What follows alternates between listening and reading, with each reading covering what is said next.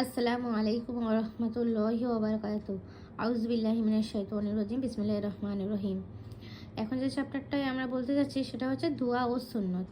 দোয়া হচ্ছে কি, যে আল্লাহ তাআলার কাছে যেটা আমরা চাই তাকে আমরা কি বলবো? দোয়া। যেটা আমরা নামাজের পাটিতে বসে সারাক্ষণ মনের ভিতরে এমনি চলতে ফিরতে, আল্লাহ আমাদের এই দরকার, আমাদের ওই দরকার, আমাদের এই দাও, আমাদের ওই দাও, বা এমনি যে কোনো কিছু যেটা হচ্ছে মানে কোনো কিছু চাইলাম বা কোনো কিছু দুঃখ প্রকাশ করলাম আল্লাহর কাছে হাত তুলে, বা এমনি মনে মনেও বললাম, তাকে আমরা কি বলবো? দোয়া।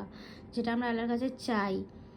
আর সুন্নত কাকে বলবো? সুন্নত হচ্ছে আমাদের নবী সাল্লাল্লাহু আলাইহি ওয়াসাল্লামের তরিকা, মানে ওনার অনুযায়ী, যেটা আমি আগেও বলেছি যে ওনার অনুযায়ী চলাফেরা, ওঠা বসা, খাওয়া দাওয়ার মধ্যে আমরা যে নবীজির যেভাবে চলে গিয়েছে, মানে যেইভাবে পৃথিবীতে চলাফেরা করেছে, সেইভাবে আমরা ওনার কাজ অনুযায়ী, ওনার তরিকা অনুযায়ী যদি আমরা চলি, সেটাকে আমরা কি বলবো? নবীজির সুন্নত।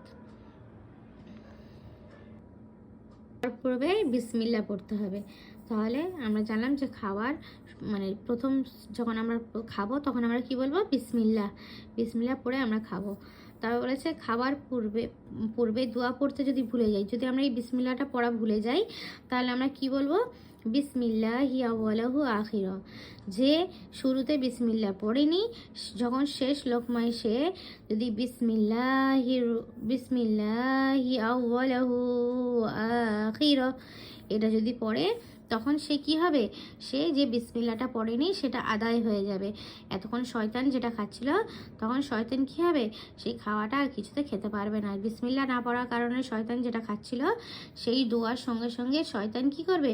সব কিছু মানে বার করে দেবে তার ভিতর থেকে।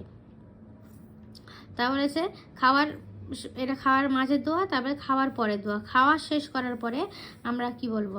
আলহামদুলিল্লাহিল্লাযী আত'আমানা ওয়া সাকানা ওয়া জাআলানা মুসলিমিন।